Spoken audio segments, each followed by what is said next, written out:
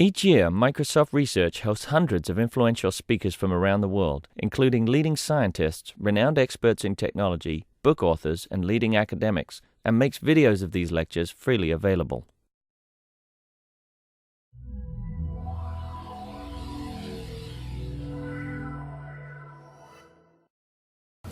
Welcome to the MSR Talk series. Today's speaker is Paul Zimmerman on modern computer arithmetic.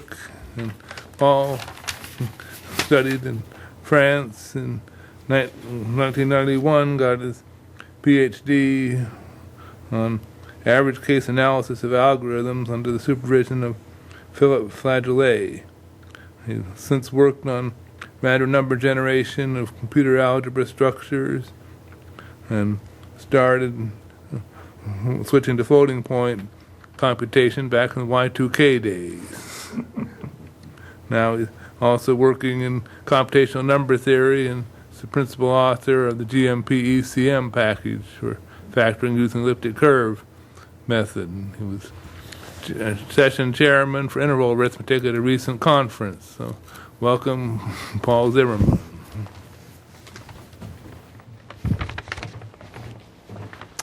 Thank you very much, Peter, for the introduction. So today I'd like to present a book I'm currently writing with Richard Brent, who is in Australia, ANU. And so I'm in INRIA in Nancy here. So maybe a few words about my group, where you probably better know Pierre Gaudry and Emmanuel Thomé, who work on cryptography applications, mostly on public key cryptography. Okay, so today I'll present you a book which we are currently writing since a long time with Richard Brent. And this is a current version which is freely available on the web. So we started this book in 2003, a long time ago. So as I said, it is freely available there. So the current version 0.3 has more than 200 pages. And the paper version should be hopefully out next year. And we want that the online version remains available to people.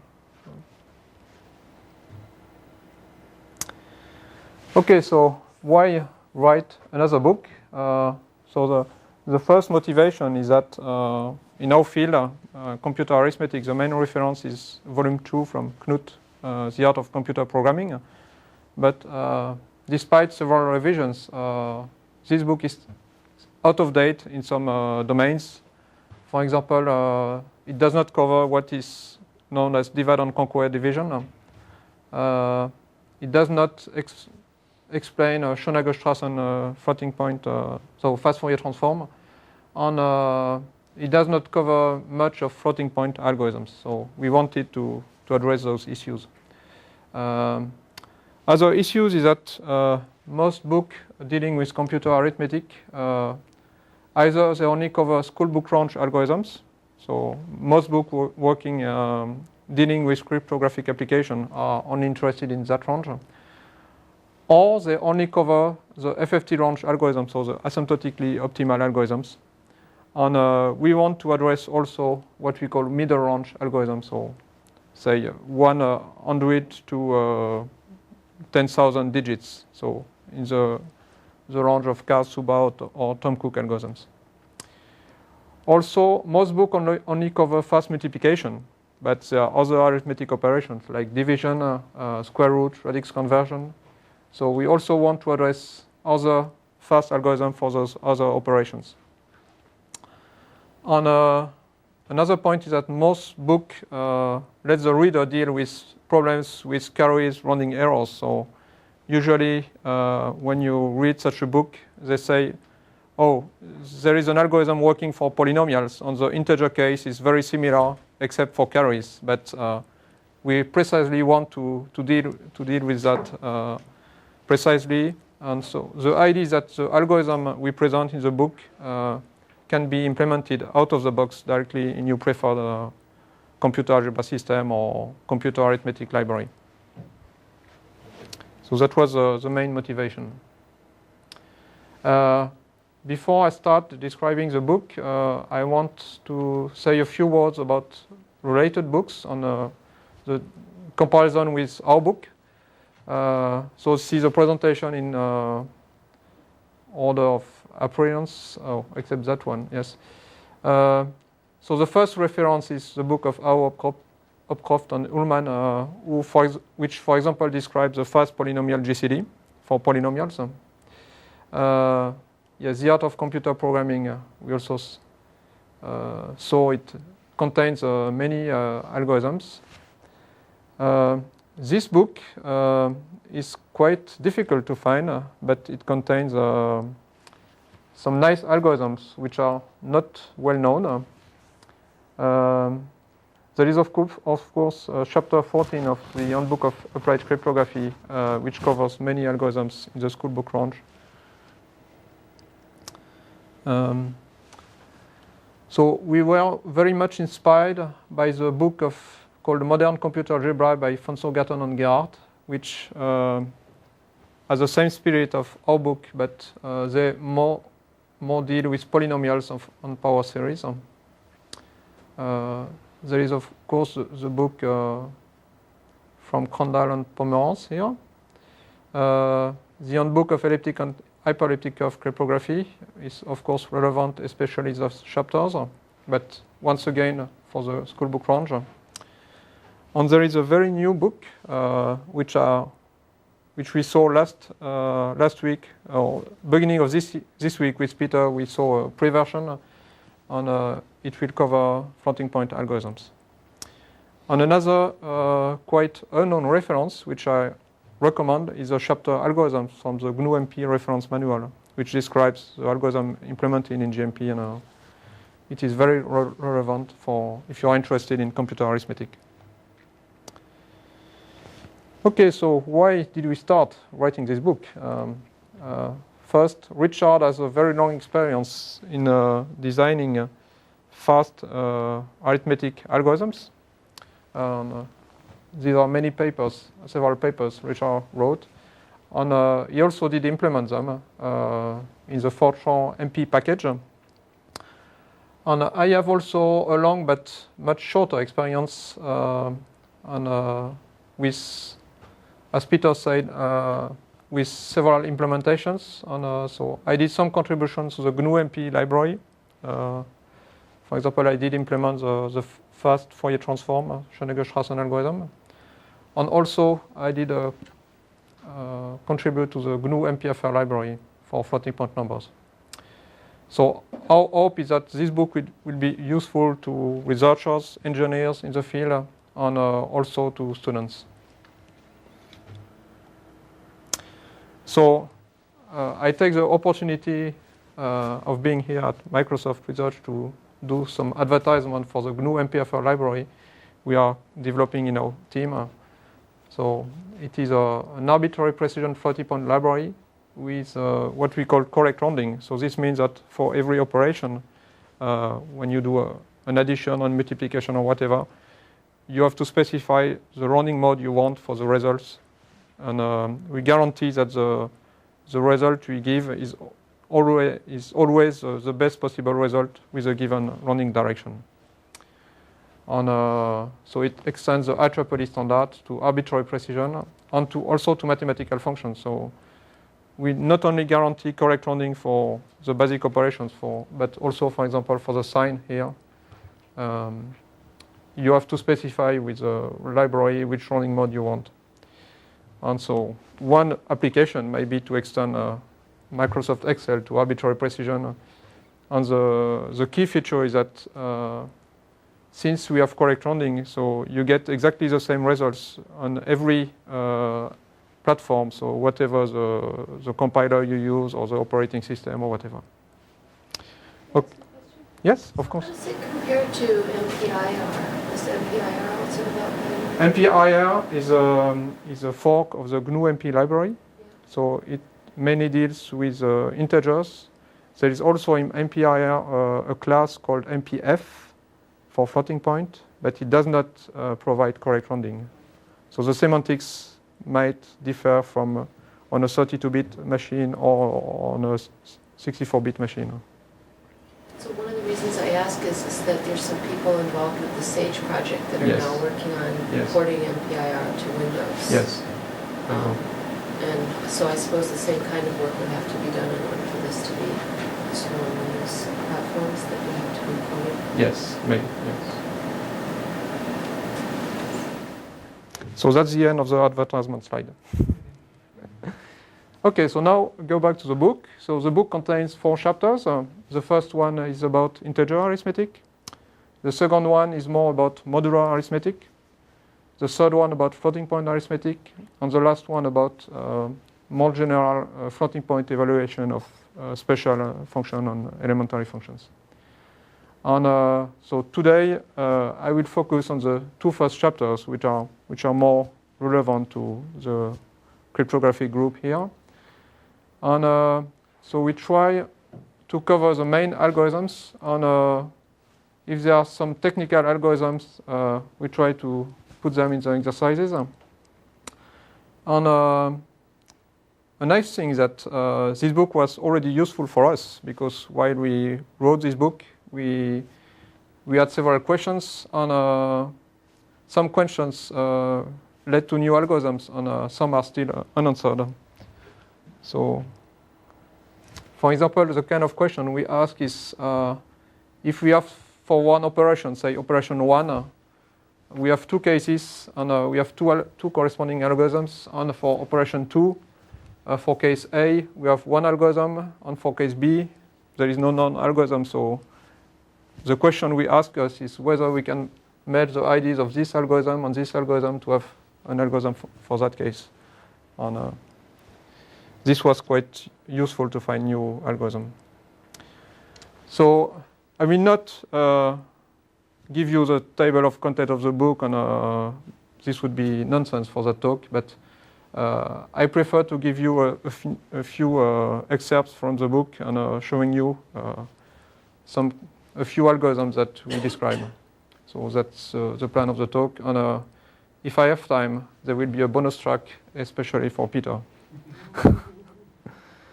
And yes, of course, this is my view of the book, so if Richard would make this talk, he would probably give a very different talk. Okay, so let's start with the first example, the binary GCD. So that's a new algorithm we discovered with my former PhD student, Damien Stelle. And so the origin of that work is that there is an asymptotically fast GCD algorithm, which is due to Knut and Schonager. So first, Knut did describe an algorithm with that complexity, and then it was later improved by Schonager to that complexity, which is big of m of n times log n. And one problem with that algorithm is that you have to deal with carries. So we will see an example later. And because of the carries, this algorithm requires a fix-up procedure. So at some point, you have to go back and force them. And this makes this algorithm very tricky to implement. And most description of this algorithm in textbooks are wrong and cannot be implemented as out of the box. And on the other hand, if you consider what I call least significant bit algorithms, so algorithms that work from the least significant bit, like Montgomery reduction, then we know algorithm for that case, and we know how to divide integers in that case. So, and if you consider the GCD is some kind of iterated division, so it was natural to ask us the question whether we could design a fast GCD algorithm that would work from the least significant bit. So this is exactly an example of the figure we had before. So for the division, we have both classical division and binary division, both with the same complexity m of n. And for the GCD, so we have the classical Knut-Schonager algorithm in a big O of m of n log n, and we wanted to fill that cell here. Yes, of course, if you have any question, please raise your hand and ask me during my talk. don't wait for the end of my talk because surely somebody else has the same question. Okay, so let's take an example with a classical fast GCD. Consider these two numbers A and B, and we want to compute the GCD of those. So the classical way is to compute what we call the remainder sequence. So for each entry, you divide it by the next one, and this is the next remainder.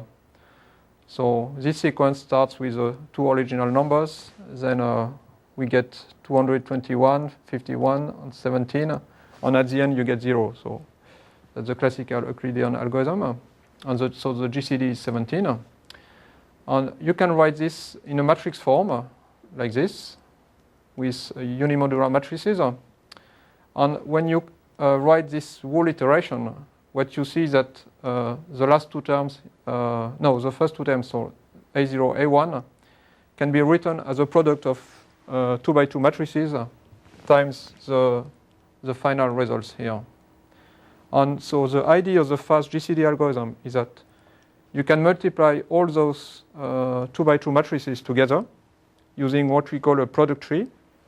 So you will multiply those two ones here, those two ones, and you will then multiply the product of those two by the product of those two.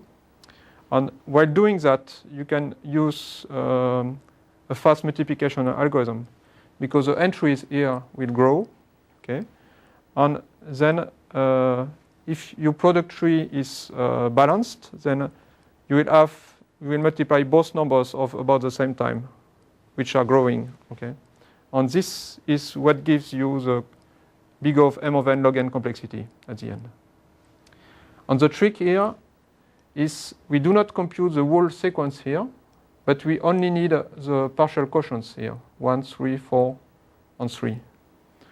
And the trick of the algorithm is to compute the partial quotients while avoiding to compute the whole values here.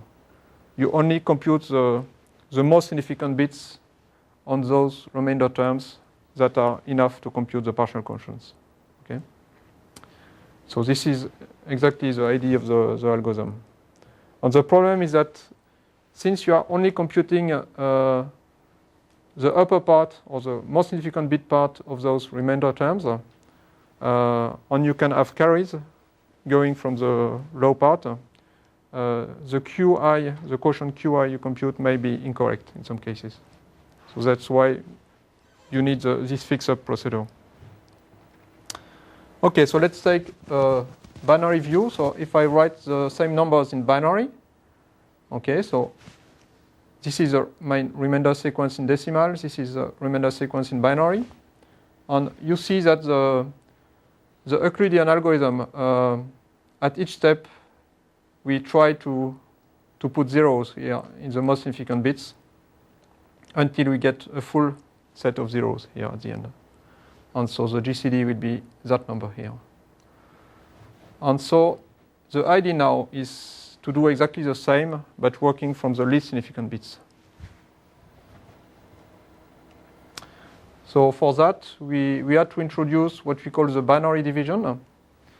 So consider two integers a, b, which might be negative. And we consider nu2 the two valuation. So this is the largest power of 2 that divides, so the exponent of the largest power of 2 that divides b or a. So we assume that the two valuation of b is larger than the two valuation of a. And let j be the difference.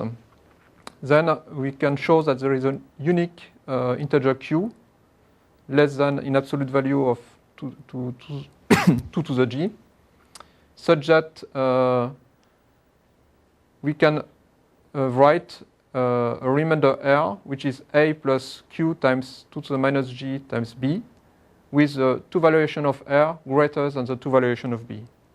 So this is what we call the binary division. And q is called the binary quotient of a by b, and R is a binary remainder. And we can compute q and R quite efficiently as follows. So I will not give the details, but basically you have this equation at the end. Okay, so let's take an example. Again, take my two favorite numbers A and B, and so the initial condition is fulfilled because the two valuation of A is 0. You have you have no 0 at the end, and here you have 1, 0, so the two valuation is 1, and it is greater than the two valuation of A. So now we use the equation we had before, so we compute the binary quotient here, which in that case would be 1 modulo 4. And this is the equation for the binary remainder, which will be 1292, which can be written in that form. And you see indeed that here you have two zeros. So you have one more than B, so the two valuation increases at each time. Okay. And so you might think it is quite similar to Hensel division or Montgomery reduction, but the difference here is that we keep the zeros at each step. Okay. And another remark is that contrary to the Euclidean algorithm, the value can increase here. You see that the remainder is greater than the two input values. So this is a binary view. So now the binary GCD is simply an iteration of the binary division until you get 0 at the end. So we start with those are the numbers in binary, in decimal, sorry. Those are the numbers in binary. And the I is the step number, and Qi is the corresponding binary quotient. And you can see that the quotient can be negative, since it is between minus 2 to the j plus 1 and it is between minus 2 to the j and 2 to the j. And so you see that here the zeros are increasing from the right, from the least significant bit. So this is exactly the counterpart of the classical division. And the GCD will be the odd part of the last non-zero term. And of course we need at the start that both so at least one term is odd. This is required by the algorithm. Usually you take away the binary part of the GCD before. Okay, so this is a fast GCD. And so you see on that slide that the carries go from the least significant part to the most significant part. So when you compute the binary quotient, the carries are not a problem. So we do not need a fix-up procedure in that case. So this is what I said. So we need no fix-up procedure. Another advantage is that the binary division is usually simpler to compute on classical machines than the classical division. So we have the same complexity big of m of n log n than the classical GCD. On a small disadvantage of that algorithm is that due to the fact that the numbers can increase, in average, they increase of about 10%. So you have a small override with that algorithm. And this was precisely analyzed by Brigitte Vallée and her team using dynamic analysis. And from that binary GCD, you can also compute a modular inverse. So assume you want to invert B modulo A. So you first compute a binary GCD, which gives you that result. So this is the last iteration before you get 0. So G is the GCD. And if you assume that the GCD is 1, then modulo A, you can write that the inverse of B will be beta divided by 2 to the k. Okay, so up to a division by 2 to the k, the inverse is beta. And this division by 2 to the k can be computed efficiently. And yes, of course. Is it easy to see why the binary GCD terminates? Oh yes, because okay, because at each step you add at least 1 0 on the right, Yeah. and you can bound the increase on the left. Okay.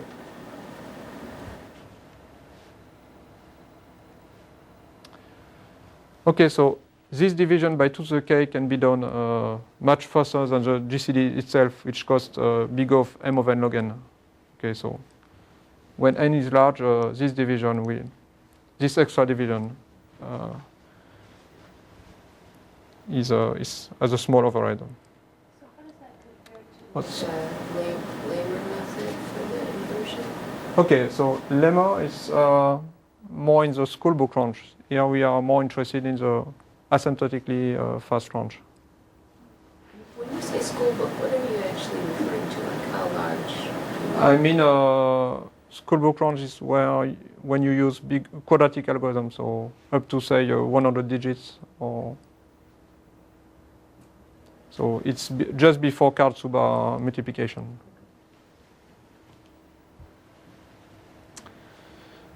Okay, so this was the first example. A second example is what I call divide and conquer division. So you don't need to read that slide, just an excerpt from the book. The purpose of that slide is to show you that we give all the details of the carries and so on, the corrections you have to apply. And you can directly take this algorithm and write it in your preferred system. And this algorithm is not described in many textbooks. It was described in a paper by Bernecker and Ziegler, but there were previous propositions, but not very precise by Munk and Borodin and Jebelian. Okay, so you see that this algorithm has 2 recursive calls. So in the next slides, I will describe it in more detail. Okay, so what this algorithm does is that it computes, performs the division of a number of, say, 2n words by a number of n words. And this is a division with remainder. So you compute both the quotient and the remainder in the same time. And the idea is the following. So AH is the most significant part. So you first divide the most significant part of A by the most significant part of B. So using the same algorithm recursively. So this gives you a quotient QH and a remainder RH. Okay. So then you can replace this by this expression. And while doing this, you see that you have to do a correction because you have neglected the low significant part of the divisor. So this correction is exactly that product here. So this input is replaced by this minus this correction, and you get this number here, which has 3/4 of the total size of the input number. So now we do the same once again. So we'll divide the most significant part here, R prime H, by the most significant part of the divisor, giving another quotient, the low part of the quotient, and another remainder. And now we'll replace this expression by this, giving this remainder and this correction, and you get the final result.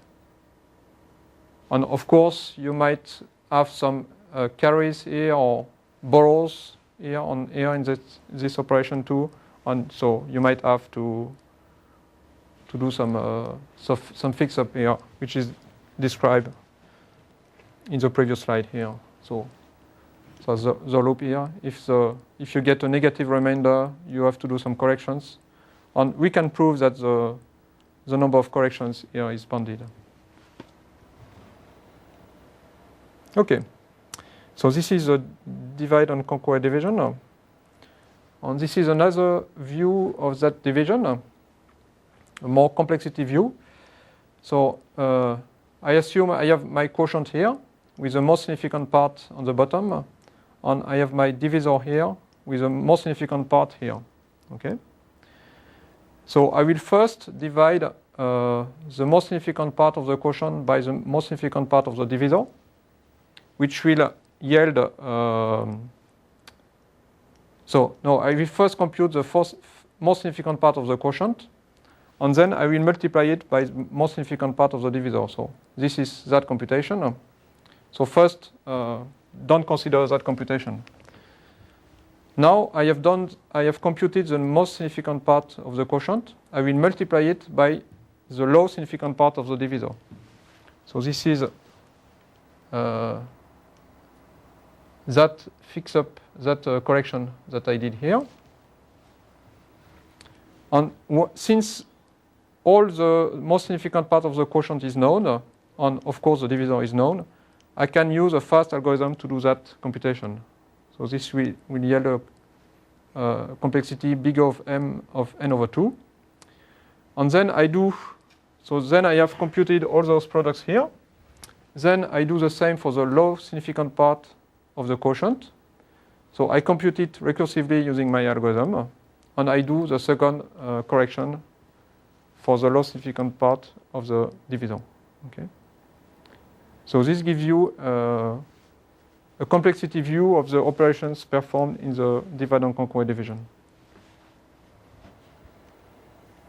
And you can analyze it precisely. So the division of n, which yield 2 recursive calls of size n over 2, plus 2 multiplications of size n over 2. So in the Karatsuba range, this yields a complexity of 2 times the multiplication for the division with remainder. So we compute both the quotient and remainder. Whereas the best possible is, in principle, you can get d of n equals m of n with van der Waals algorithm, but this algorithm is very tricky to implement. I don't know any implementation of it. I mean any efficient implementation of it. In the Tom Cook range, where m of n is about n to the power 1.47, then you get that complexity. And in the FFT range, you get an extra log n factor due to the recursive calls. So this algorithm is implemented in the GNU-MP library, and it is still the only subquadratic division in GNU-MP. So this means that in the FFT range, you will get this extra log n factor.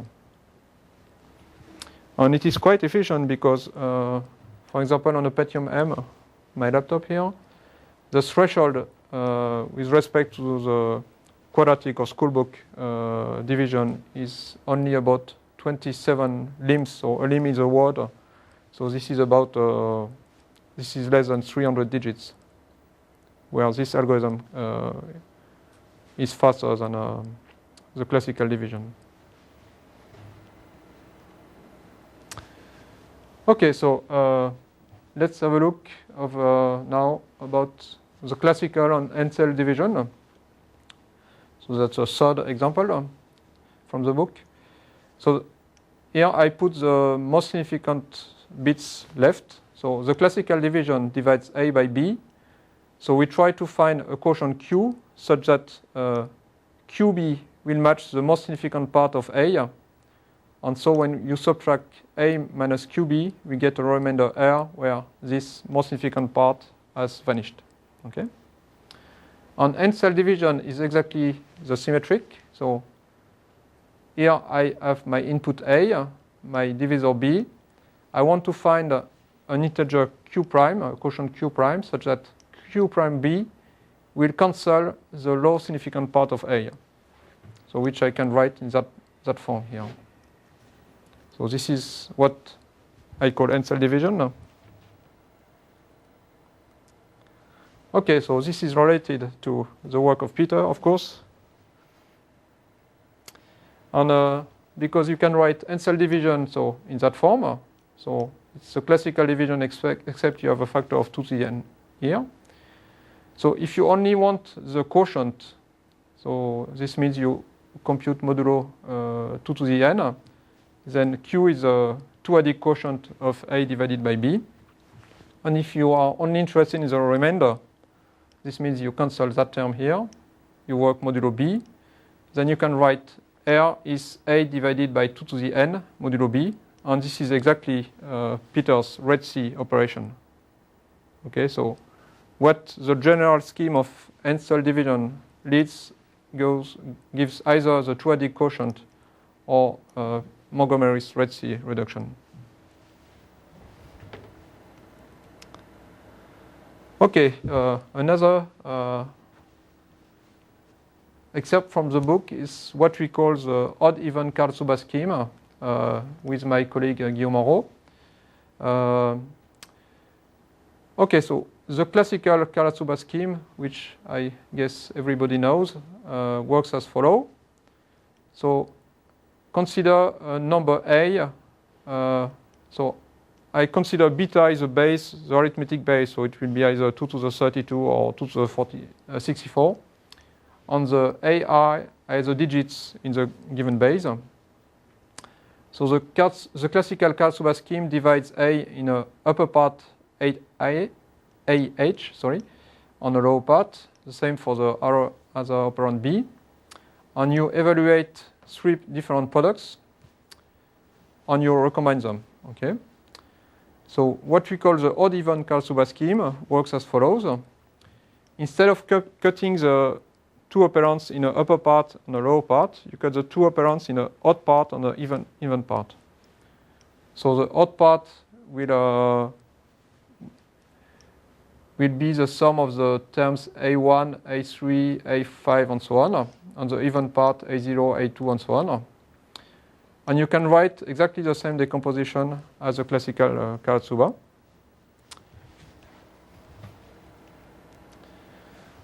Okay, so now I will go back to the odd-even scheme later on, but here I want to focus the fact that also in most textbooks, people only consider multiplication between operands of the same size. In the case of unbalanced operands, it's not well covered. So we also try to address this issue. So assume you want to multiply those 2 operands of different sizes, so where m is larger than n, with the Karatsuba algorithm. Okay, so there are different possibilities to achieve this.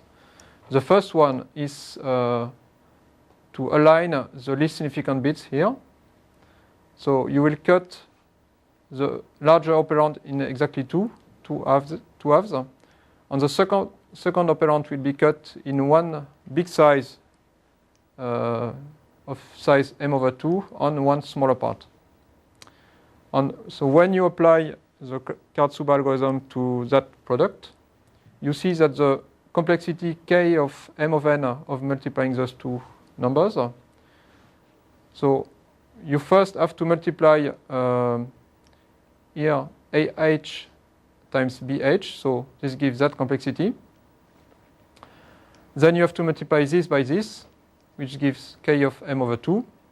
And you have to multiply the addition of both here with the addition of both here, which gives also that complexity. Okay? So that's the recursive equation you get when you align operands to the right. It might be better to center the second operand B, like here. So I center it so that I get 2 parts of exactly the same size. So when I apply Karatsuba algorithm to that case, I have to multiply those 2 operands, which gives that complexity, those 2 with exactly the same complexity, and I have to add both here and add both here. But when I add those 2 operands, since I work modulo 2 to the m or beta to the m, they don't exactly match, and the complexity I get is k of m/2. So I get the sum as exactly the same size as those operands here. Okay, so let's take an example. So I have my scheme here where I align to the right, and assume this number has 5 terms and this number has 3 terms. Okay, so if I align to the right, I first have to multiply this by this. But since this operand has size 5, I have to cut in a. So I take this part of size 3 and this part of size 2, and then this part will be of size 0. Okay, so I have this first term. For the right part, I have this recursive term, and for the sum of both, I have this other term. On case 3 can be written as 2 plus k of 1, which is 7. So I get 14 operation for that case. Okay. If I center the B operand, I can give you the details, but we save one operation when centering B. But this is not always best. So if I have one operand of size 6 and one of size 4, then this scheme we need 17 recursive operations, whereas the center scheme we need 19. So it's not always the best. Okay, so now let's go back to the odd-even Karatsuba scheme. So assume again we want to multiply, say, a polynomial of 5 terms times a polynomial of 3 terms using the odd-even scheme. So we will first multiply the even terms together. So this will lead to a multiplication of size 3 times 2.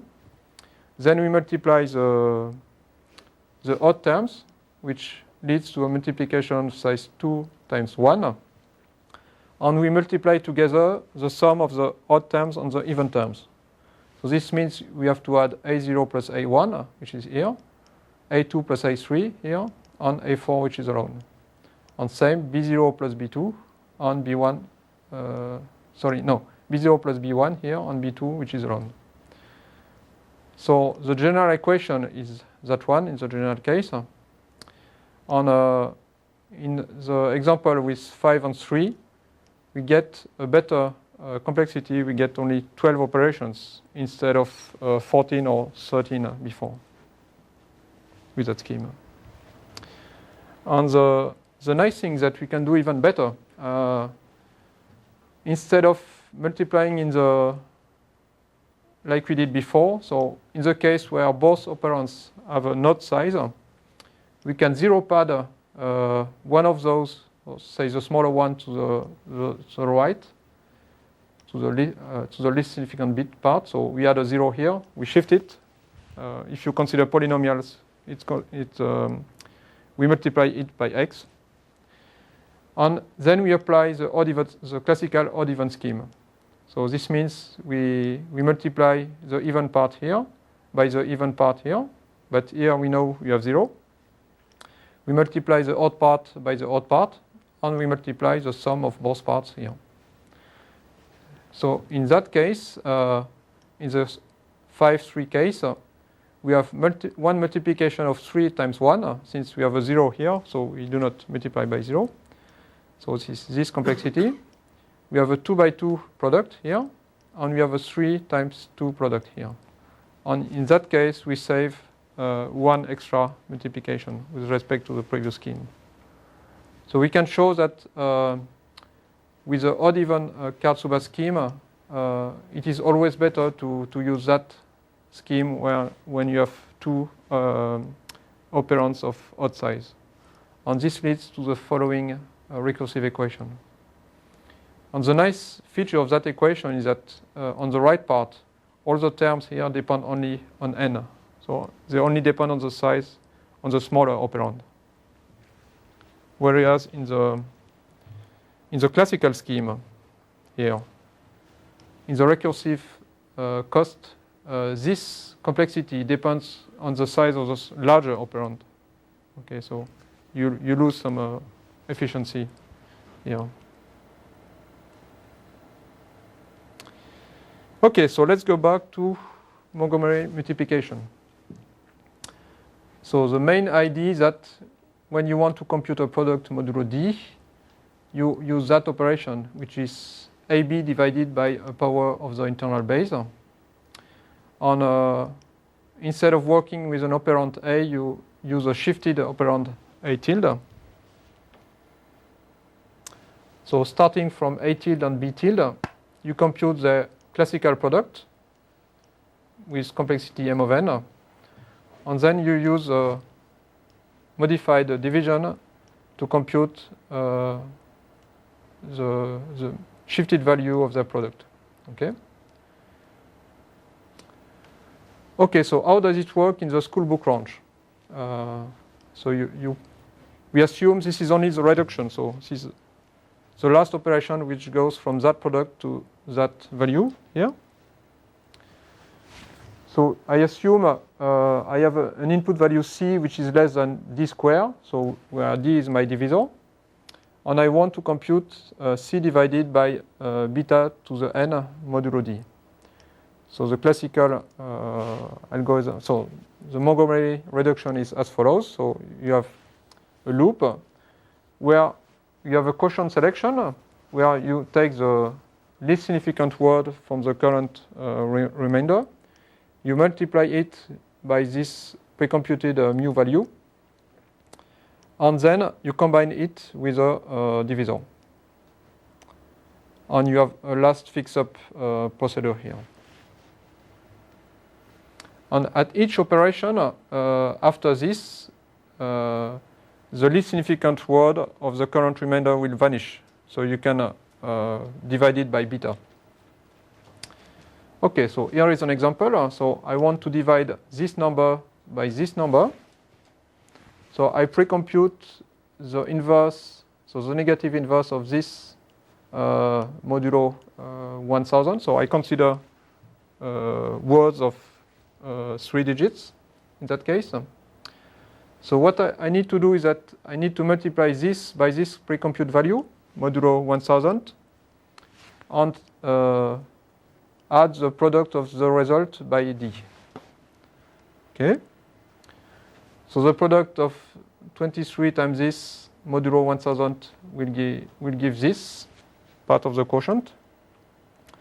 And if I multiply this by the divisor, I get this value, which I have to add. And this makes the low significant word vanish here. And then I have to do the same thing with the next word here. So the product of this times mu will give this part for the quotient. I multiply this by this, I get this value, and this makes the next word vanish, and so on. So the next part of the quotient will be that, and finally I get this extra word which vanishes. And here I have one extra carry which I have to cancel. So I simply subtract the divisor, and I get this final result. Okay. And this corresponds to this operation. So I have shown that my input C plus, so this is the divisor times D, is equal to this product, which is exactly this. Okay, so now why is Montgomery reduction better than the classical division?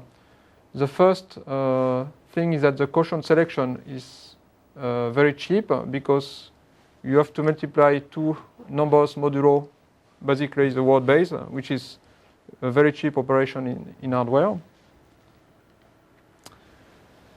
Then in the classical division, you have a repair step at each loop of iteration, whereas here you have only one repair step at the very end. The branch prediction might be difficult in that case due to the repair steps. Here you have no branch inside the loop.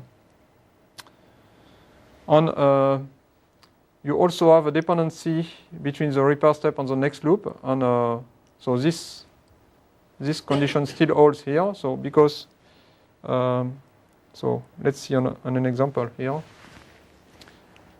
When you compute that part of the quotient here, which is this multiplied by 23, this value 640 was not available before. So you really have to wait for that addition to have this value available. So this is what I call the dependency here between the different values. And yes, it is still quadratic, so this is the way I describe the algorithm. So now there is another algorithm due to Svoboda, which is quite unknown. So the idea is that when you do the classical division, you have this quotient selection step, which divides the two most significant words of the current remainder by the most significant word of the divisor. And this yields the next quotient value. But assume now that the divisor has this special form, which is 1 times 0. So I consider still a base of 1000 here. Then the quotient selection is easy because when I divide this by this, it will always yield the most significant word of the current remainder. Okay? So this is Svoboda's idea. So we want to force the divisor to start with that special value here. Okay, so let's take an example. So to force that, we will simply multiply the divisor by a constant to get a more significant word starting with 1000 here. And when I want to divide this number by this d prime, this modified divisor, it's very easy. Because the quotient selection, I simply have to read the first word here and to write it here as the part of the quotient. And then I simply multiply this by this value and subtract, and so on. Then I have simply to read the first word here. This is the next word of the quotient, and so on, and so forth. So I also have a possible correction at the end. And then I have an extra step because since I have multiplied my divisor with basically one word here, my new divisor d prime has one more word than the original divisor. Okay, so I have to do an extra step where I do here a classical division with the original divisor d. Okay, so this is my extra step here, and I get this final result here. So then I might have to do a correction. So the point here is that so you can write Svoboda division as so KD is a modified divisor. So you first compute a quotient with a modified divisor, and then you do a last step, which with small q is only one word here, and you divide by the original divisor. So the main idea is that the quotient selection is now trivial for that loop, except the last step. Another thing is that you have a smaller repair probability because the most significant word of the divisor is larger. And it is very interesting when you do not need the quotient, when you are only interested in the remainder, since you do not have to compute the product k times k here, which would be needed if you want the full quotient. So how you can use Svoboda division? So if you are able to choose D, and you can choose a D of this special form, then it is the best situation. So you do not need this extra last step, so it's the best choice.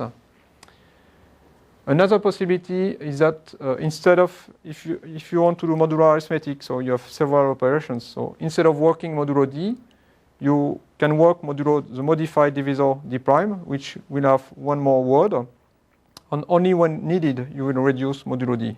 Okay, this means you will do every arithmetic operation modulo n plus 1 words with a modified divisor.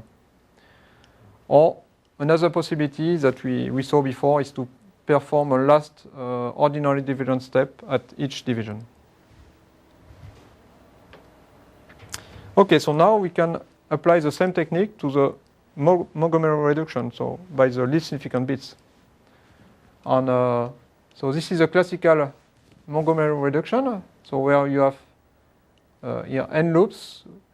This is a quotient selection, and we multiply by the divisor here. And I show, so in red I show the difference between, so this is what I call Montgomery-Svoboda reduction. So you see the difference C's are very small with the classical Montgomery reduction. So we have n-2 loops here. And the main difference is that the mu term here has went from that step to that step here. You see the mu is now here. So mu d is a modified divisor, okay, where mu d is such that it is congruent to -1 modulo the base. Okay, this is ensured by this equation. And you see that now the quotient selection is trivial, as in the classical Svoboda case. And we still have this repair step at the end. Okay, so let's look at an example here. So if I want to divide this, by the least significant parts, yes, this is my modified divisor, where which is congruent to -1 modulo the base, so here to 999. And so now to make this term cancel, it is trivial. I simply have to add this times this d prime. Okay, so the quotient will be here. I multiply this by d prime, and this gives this value, which I add to C, and this cancels the least significant part. And here again, I simply have to read the least significant part of the current remainder, and so on. On the last step, I use here a classical Montgomery reduction to finally obtain this result. Okay. So you see, we have just applied the idea of Svoboda here to the least significant bit case.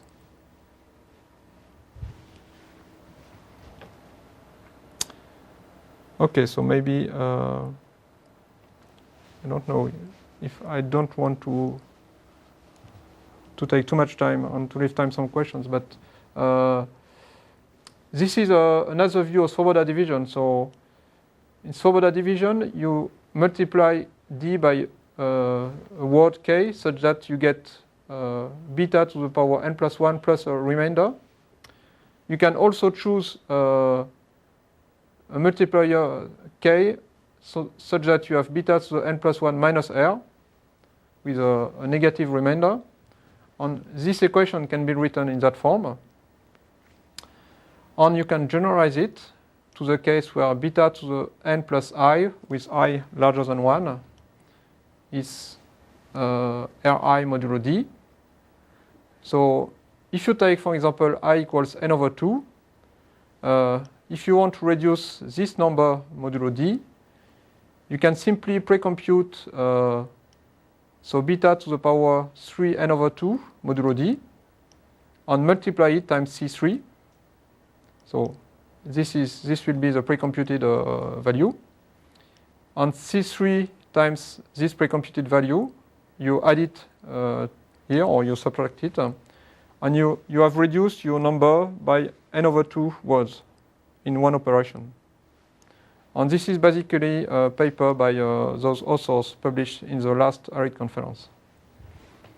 And then, of course, you can do that recursively. You can, once you get that remainder here, you can pre-compute, so multiply the half of the excess by another value, and so on.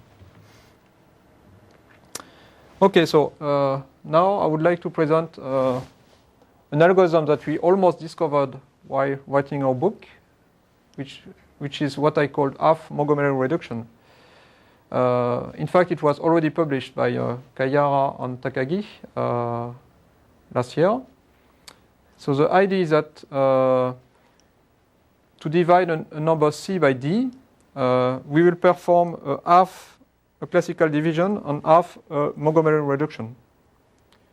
So if you have 2n words here, we will make n over 2 words vanish here and n over 2 words vanish here.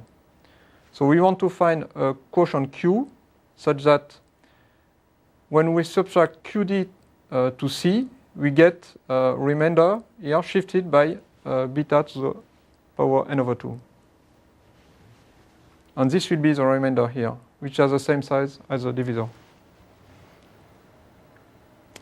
So let's take an example. I want to divide that number by that number. Okay. So I start with my input number.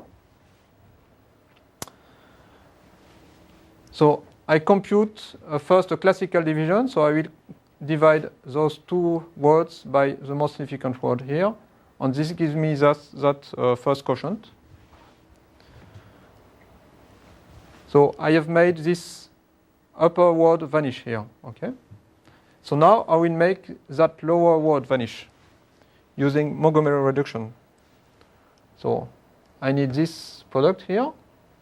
And now this lower word has vanished. And now I will do the same again. So I will make this upper word vanish here. So now I have two zero words here.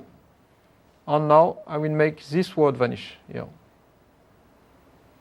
And I might have one extra fix-up step here. And you see that at the end, so I have a divisor of 4 words, and I have a remainder of, or half Montgomery remainder of 4 words here also. So, and this operation can be written in that form. And so, the nice thing of that half Montgomery reduction is that you can perform the both reduction completely independently.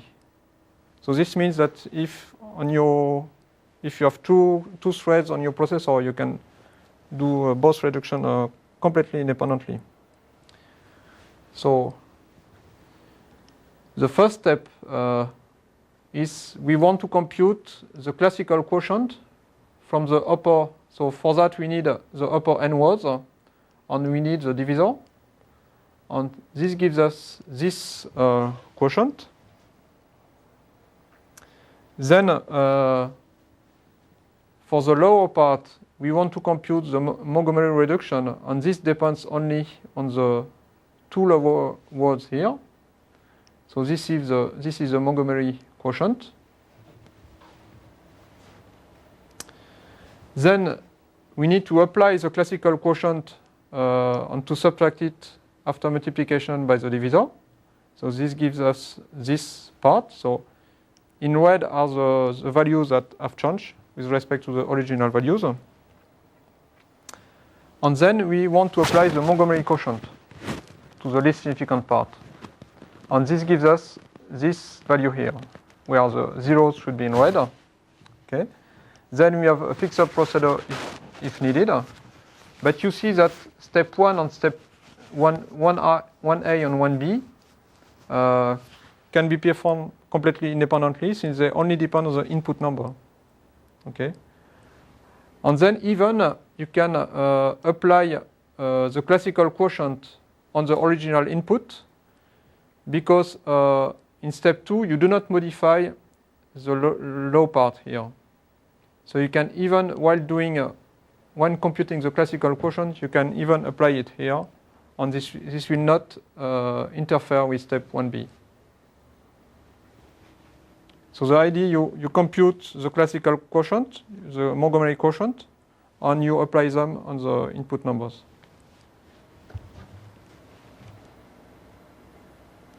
Okay, so last bonus track for Peter is what I call batch multiplication. So this is with my current PhD student, Alexander Krupa. And this might also be of interest for your group. So the context, in some application, we want to compute a match between points on an elliptic curve. So when your points are represented in a homogeneous form, the usual way is to do that computation. So this will require 3/2 of k-square modular products to compute. So usually what we do is we normalize the z coordinates to 1 doing that operation. So we only had to compute that product with only half of k-square modular products. Of course, we can do the normalization with k-modular inversion, but it is not the best way to do. So it is better to use Montgomery's batch inversion, which requires only one modular inversion. Okay, so this is the algorithm, so I do not describe it in detail, but you need only one modular inversion on 3k minus 3 modular multiplications, which is usually much cheaper. So the idea of batch multiplication is that instead of normalizing the z coordinate to 1, we normalize it to the product of all z coordinates of the input numbers we had. And for example, if you have 3 numbers, instead of normalizing z1 to 1, we're normalizing to z1 times z2 times z3. And this means that for the x coordinate, we have to multiply x1 by z2, z3. We have to multiply x2 by z1, z3, and multiply x3 by z1, z2. And we can do that in exactly a total of 4k minus 6 multiplications. So compared to using the batch inversion, we have said one modular inversion and exactly 3 multiplications. And so this is better in the case where you can compute all those values here. Thank you very much for your attention. Thank you, Paul. Any questions? Yes, Kristen? So a very practical question. Yeah. So take something kind of what sounds like at the borderline of what you're calling school book. Yes. So for example, it's of great interest to us, like 256-bit Yes. prime fields Yes. for elliptic curve and Yeah. pairing operations. Yeah. So what we have noticed over time is that it matters a lot what the ratio of multiplication cost to inversion cost in the underlying field. Yeah. So let's take a prime field. Yeah. And so, I mean, some of these improvements on the reduction side could Yeah. possibly improve the multiplication, and some of the improvements on the division side could Yeah. possibly improve the inversion. Yeah. So having in mind elliptic curve, scalar multiplication, and Yeah. possibly pairing operations. Yeah. Out of all of these algorithms, what would be your best suggestion for combination of the choice of reduction algorithm Yeah. and division algorithm, and whether that would mean you would suggest affine coordinates or Yeah. projective coordinates? Okay, there is no definite answer. It really depends on your applications. Usually, for a given applications, you can. The best is to try the different algorithms, different possible representations, and I cannot give you a definite answer. But usually, between the classical algorithm and the least significant bit algorithm, it's best to use the least significant bit algorithms because they are more suited to current processors. But what about compared to, like, say, the divide and conquer, or the I guess like for Lamer, you were saying you Yes. thought was for a smaller.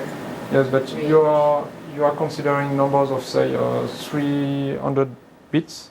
So this is 30 digits. So this is really at the borderline of the Karatsuba threshold for divide and conquer. And I'm not sure this would be really efficient. I'm not sure you will get a speed up using the divide and conquer division.